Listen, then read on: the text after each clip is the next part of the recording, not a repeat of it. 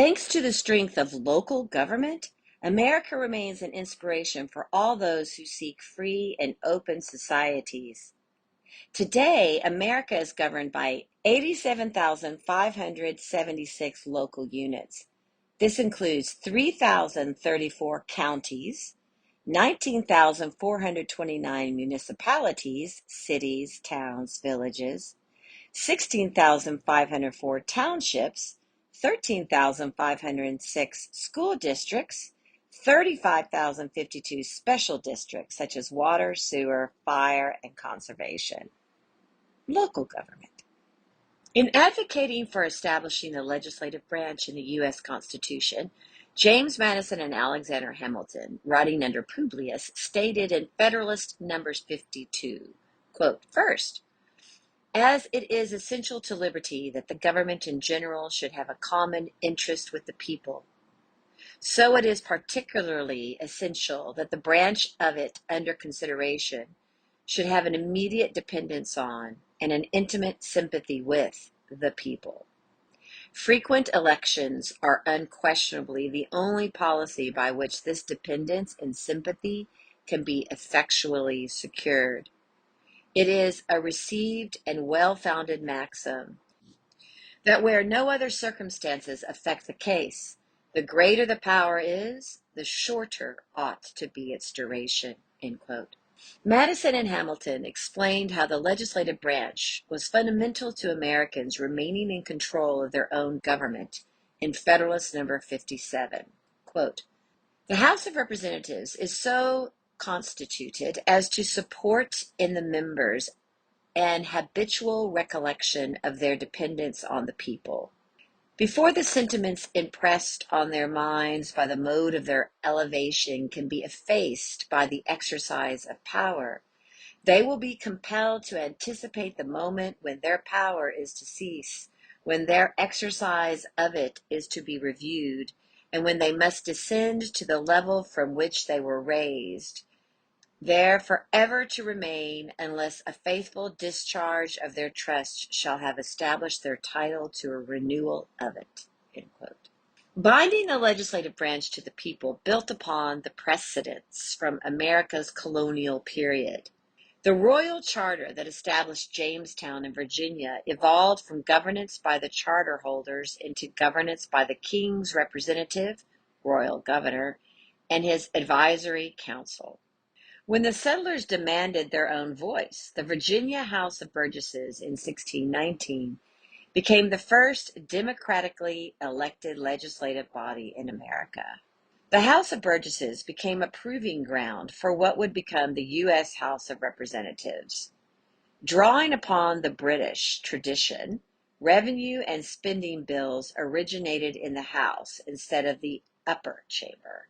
Drawing from the British tradition, the members of the House held their positions for short periods of time, the better to be held closely accountable by those they represented. Tying government closely to the people is foundational to America. The reason America is a federal system and not a national system is to preserve state and local government. This assures most public policy and public activity is closest to the people it serves and reflects their diversity. Serving a New York City neighborhood is very different from serving a rural community in Montana. America's diversity is embodied in our nation's motto, E pluribus unum, out of many, one.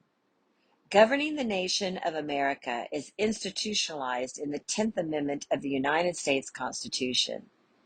The powers not delegated to the United States by the Constitution nor prohibited by it to the states are reserved to the states, respectively, or to the people.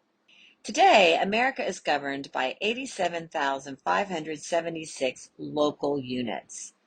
This includes 3,034 counties, 19,429 municipalities, cities, towns, villages, 16,504 townships, 13,506 school districts, and 35,052 special districts, such as water, sewer, fire, and conservation. Except for Switzerland and Germany, European governments are national.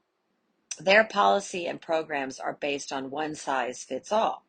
National governments ultimately amplify regional and ethnic tensions.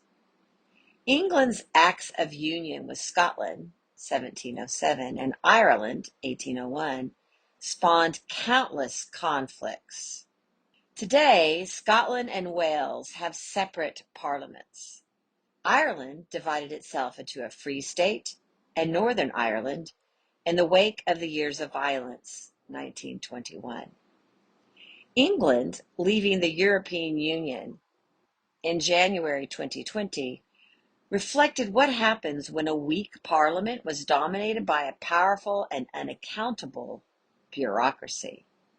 America's federal structure, emphasizing government closest to the people, was chronicled by the Frenchman Alexis the Viscount de Tocqueville.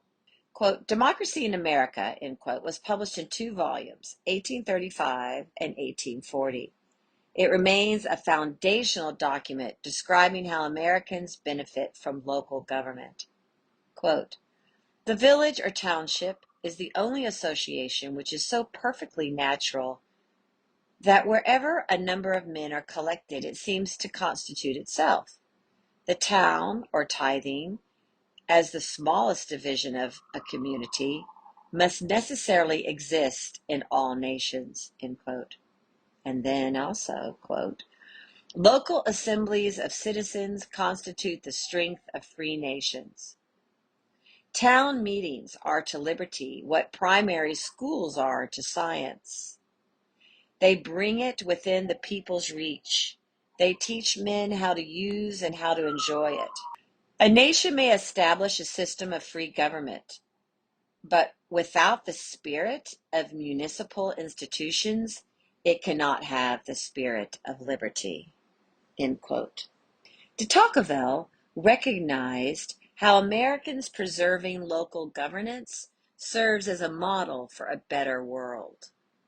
Quote, I believe that provincial, local institutions are useful to all nations, but nowhere do they appear to me to be more indispensable than amongst a democratic people. The only nations which deny the utility of provincial local liberties are those who have fewest of them. In other words, those who are unacquainted with the institution are the only persons who pass a censure upon it, end quote. Thanks to the strength of local government, America remains an inspiration for all those who seek free and open societies. Today's essay on the principle of local government was written by our guest scholar, Scot Faulkner. Scot Faulkner is Vice President of the George Washington Institute of Living Ethics at Shepherd University. I'm Janine Turner, founder of Constituting America. I and Kathy Gillespie, Constituting America's CEO, welcome you to our annual 90-day study. These annual 90-day studies are entitled 90 plus 90 equals 180. History holds the key to the future. In other words, it's really important for us to turn around and look at history, to then turn around and realize it's the key to our future, especially with liberty. I thank you for joining us. Please spread the word to your family, your children, your grandchildren, your niece, your nephews, social media, email, text, phone call, or even in person about our wonderful study.